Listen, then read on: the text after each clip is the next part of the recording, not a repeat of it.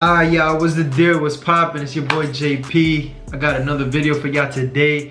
In today's video, we gonna be reacting to Cartel Stewmaker dissolved 600 bodies in acid. Now, I don't know why, but for some reason, I just been watching a lot of Cartel videos.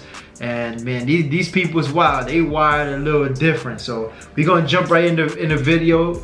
Before we get in, and make sure you like, comment, subscribe if you messing with the content. Let me know also what's your thoughts about all this craziness that we about to react to, and let me know what type of videos y'all like for me to react to as well, and I definitely got y'all. But yeah, let's jump right in it. One. Friday, January 22nd, 2009. A team of Baja state agents, with the assistance of Mexico's federal police and the Mexican army, raided a compound in the foothills of Tijuana, Mexico. What they uncovered within was one of the most notorious criminal operations ever discovered. Yo, for anybody out there, I've never been to like these, you know, parts and stuff, but isn't Tijuana, TJ, is that like right across the border? Like once you cross the border, well, I think it's like in LA or whatever the case, is that like TJ? Because I always hear about Tijuana, but I'm not sure, like, you know, what side is on. In modern day history. And I thought like it was like a tourist place. The crime scene was what can only be described as a cartel death factory, where the bodies of rival cartel members were submerged into acid-filled barrels by the hands of Sinaloa cartel specialists. Santiago Cartel, man. Who over a period of 10 years dissolved more than 650 victims. What the fuck?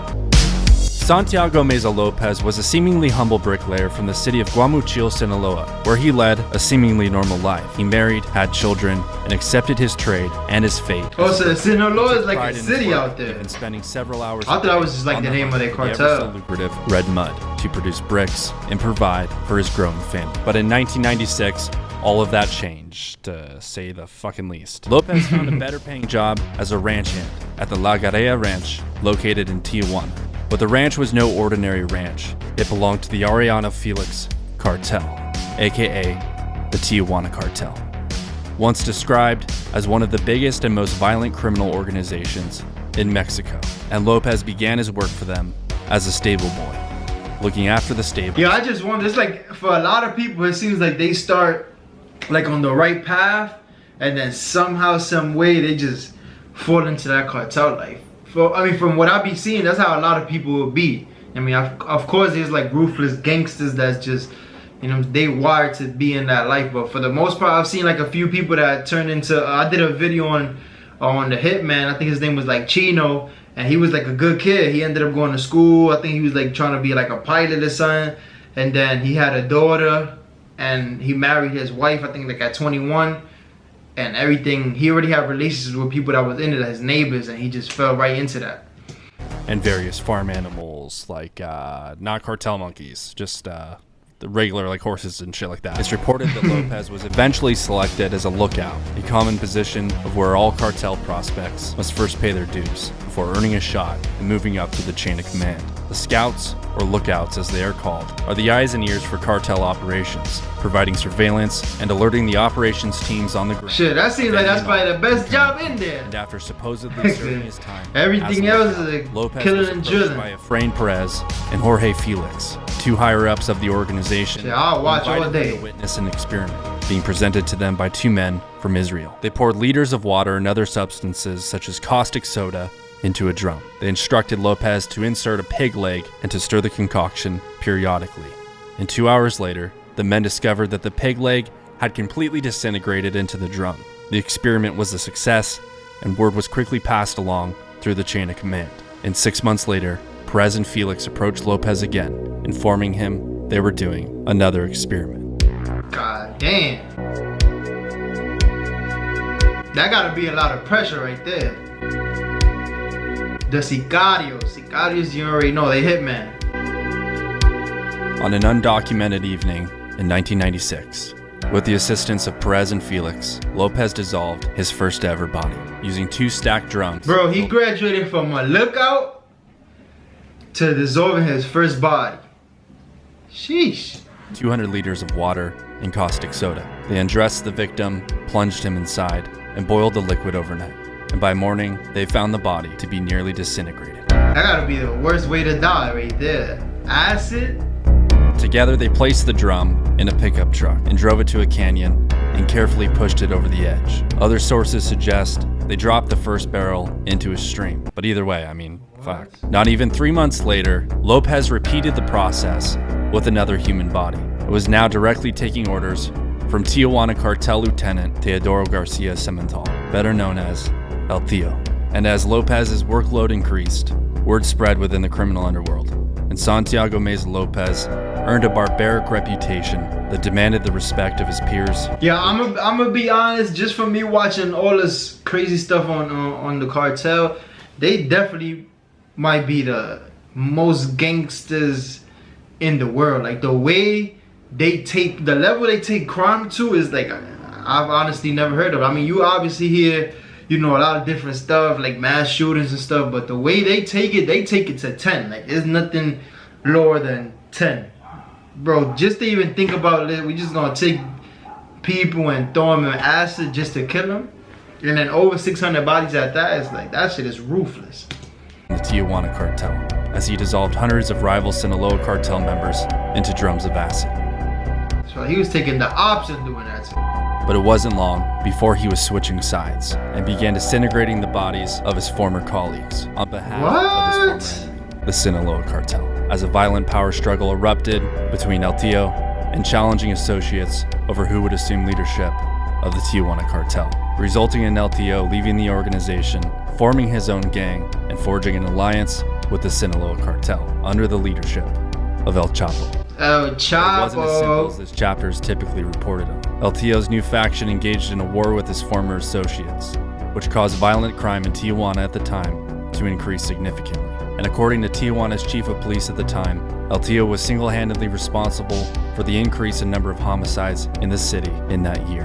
And loyal to El Tio, Lopez joined El Tio's new faction and began disintegrating. Damn, so he went with him. His boss went to mess with El Chapo and he took him with him. He's like, yeah, I got one of the most ruthless guys that he's down to do anything. But you know what it is? A lot of them dudes, it's pressure to even do it. It's like, yeah, you might not want to do that, but at the end of the day, these people could track you anywhere you at.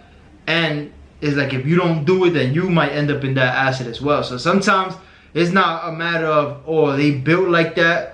They jump in a life that they don't know like how far it's gonna get. But once you in it, they gonna take it to 10 every time. Whether you want it or not, it's either you're gonna become a victim or you're gonna follow the patterns that you was already following because of the orders that they gave you, which is scary as hell. From the fallout. And by this time, Lopez perfected his methods, even teaching these methods. My son was a whole chemistry teacher. And allies at his Rosarito-based laboratory, the location of where the majority of his victims were disposed. Around 2008, he would later convert a chicken coop located in Tijuana into a functional facility, even installing a drain system to offset the volume of liquefied. What? As for the parts of the body that did not burn, such as teeth, nails, and small pieces of bone, Lopez disposed of them on various wastelands, dousing their remains with gasoline and setting them on fire before burying them. And whether it was protocol or laziness, he more often pushed the drums into the ocean or buried the remains directly on the chicken coop property. God damn. Nearby neighbors became suspicious of a foul odor coming from the neighborhood, and Lopez brushed this off by relating that he made gelatin and suggested the odor was the combination of his gelatin and a nearby goat farm, and nobody looked any further.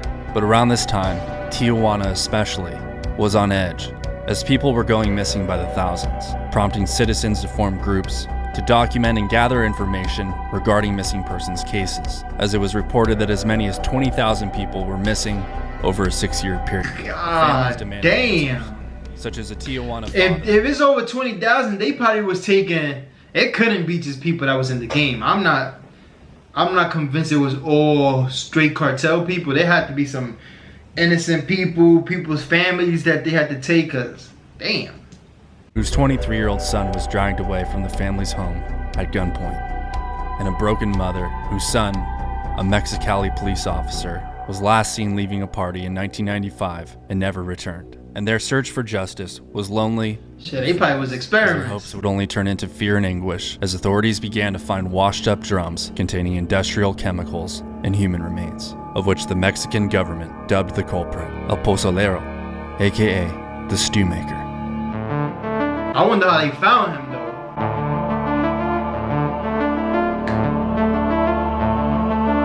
Wearing his protective equipment such as masks, gloves, and an apron, he would receive the bodies whose faces were often covered in duct tape. So he never really got to see them. Prep the barrels with the acid, submerge the victim, and dispose of the remains as soon as 24 hours later. And he was often working on up to 12 victims at a time. His helpers, otherwise known as Chalanes, were a small group of 15 to 16-year-olds trying to prove themselves to the organization. What?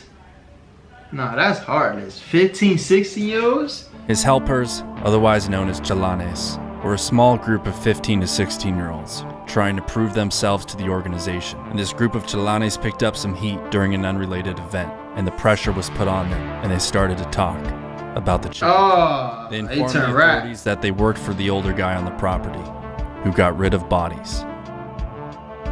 And on the next day, on the morning of January 22nd, 2009, Mexican authorities geared up and raided the chicken coop compound. Yeah, they probably killed all them kids. Locations linked to Lopez, provided by the Chalanes, including a cartel hotspot located in Ensenada.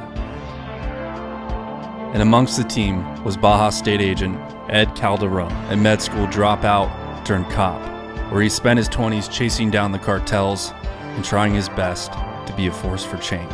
A good cop in a hopeless land. And on that day, yo, that's how you know it's so dangerous in Mexico, and like even the cops. I mean, a lot of them are corrupt from what I hear, but it's so dangerous that they have to look like this. They have to cover their faces and all that, because if one of them dudes even see your face and recognize you from anywhere, just know you might end up in one of them acid containers. To making a change. En Tijuana, Baja California, fue encontrado un predio en donde Santiago Meza Lopez, alias el Pozolero, dejaba los restos de las víctimas que deshacían ácido. And they don't even be looking like badass people, but...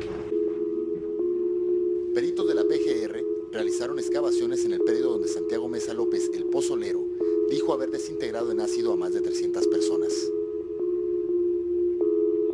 A day after Lopez's arrest, the grieving father, the broken mother, and 40 other hurting families showed up at the Federal Attorney General's office in Tijuana, holding family snapshots and demanding authorities ask Lopez about whether or not he recalls dissolving their missing loved ones. I mean, I wonder if he knows, because that he dissolved 300 bodies. Santiago Meza Lopez refused to cooperate any further with authorities. I mean, I wanted to know that if they was taping his face, he probably don't even know. Investigators reportedly found anywhere from 14,000 to 15,000 human remains buried in Lopez's chicken coop. As of today, the estimated number of victims is over 650. Santiago Meza Lopez was sentenced to only a decade in prison. What? Stop it. Y'all gotta be kidding me. Did I just hear 10 years, bro? And they found, what, 15,000? No. And 50. That's the problem with Mexico right there. Santiago Meza Lopez was sentenced to only a decade in prison in 2012. There was a possibility of his release scheduled for April of this year, but nothing ever came of it. He remains in federal prison in limbo, as the federal government refuses to get burned by releasing him. So instead, they take their time with legal procedures. Bro, they would have threw him under the jail out here. Onto the next administration.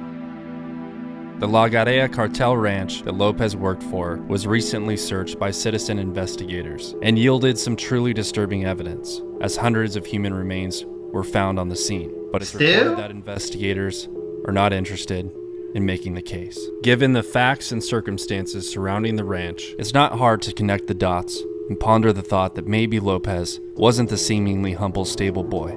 It's possible that he was in charge of disposing bodies to farm animals, such as pigs, as it's evident throughout this story that the cartels were experimenting with methods of disposal at this time.